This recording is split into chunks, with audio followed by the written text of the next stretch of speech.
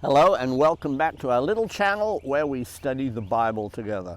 My name is Keith Thompson. I'm the evangelist with the Armadale Church of Christ, and today we're going to be having a look at the idea of running with endurance. This comes from a passage in the book of Hebrews chapter 12 and verse 1. And we're going to start by reading that off. Notice what it says there. Therefore, since we have so great a cloud of witnesses surrounding us, let us also lay aside every encumbrance and sin which so easily entangles us, and let us run with endurance the race that is set before us. That's the topic. Run with endurance the race that is set before us. Now, this passage starts talking about a great cloud of witnesses. That's just a beautiful imagery that we've got there, because in the chapter before it, Hebrews chapter 11, we see these wonderful men and women of faith. It's been called Faith's Hall of Fame. And we get to see all these wonderful things that these faithful brethren did in times past, the difficulties that they overcame, the strengths that they showed, the victories that they won in the name of God. And what it's saying is, since we have all these who have gone before us, let us follow suit. Let us do what they did. And so it says, let us lay aside every encumbrance and the sin which so easily entangles us. This continues this idea of endurance and running the race. This idea of these encumbrances, which are sins, they entangle us and cause us to fall. Now, isn't that the case? Sin is the problem. Sin will cause us to stumble and fall. Notice what James says about this. In James chapter 1, starting in verse 13, he says, let no one say, when he is tempted, I am being tempted by God. For God cannot be tempted by evil, and he himself does not tempt anyone.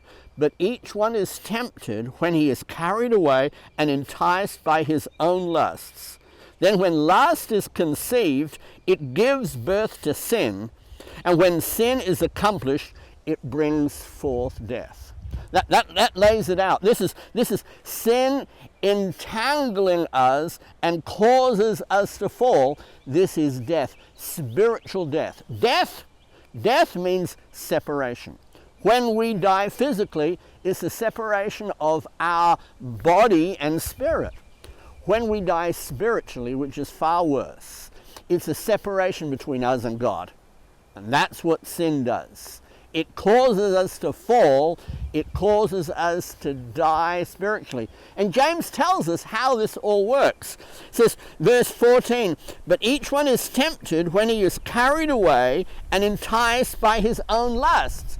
These are those things that are entangling us. We've got to get rid of our lusts. Now, all of us have thoughts come into our mind, unwelcome thoughts.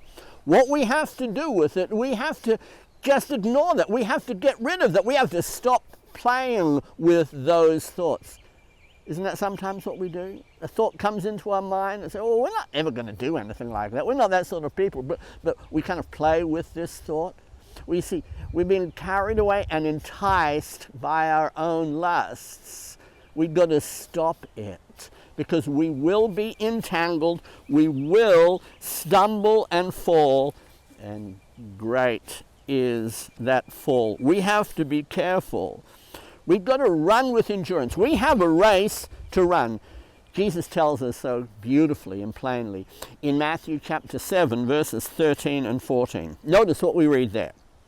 Enter through the narrow gate, for the gate is wide and the way is broad that leads to destruction. And there are many who enter through it. But the gate is small and the way is narrow that leads to life. And there are few who find it. So there's these two gates he's talking about. So many people stumble and fall. They're entangled with sins and they stumble. And this wide gate is the gate that leads to destruction. It's another way of saying We die spiritually. The wages of sin is death. And so we've got to be careful of that, because we have the right way. It's a narrow way, it's a difficult way. It's not broad and easy. It's narrow and difficult, but it is the way that leads to life. We've got to realize that we have to weed out sin from our life. We don't even need to play with those thoughts. We read it in Revelation 2 verse 10, "Be faithful until death, and you shall receive the crown of life." You know, the idea of this crown, this is what was given to the early Olympians. The ancient Olympics, they received a crown. Now, we don't receive a perishable crown. We receive an eternal crown, the eternal crown of life. I love what the Apostle Paul writes. Right, and this is right at the end of his life. It's the very last letter that he writes. It's 2 Timothy chapter 4, and he's writing to his co-worker, the one that he has trained, Timothy. Notice in 2 Timothy 4 verses 7 and 8, Paul the ancient writes, "I have fought the good fight. I have finished the course.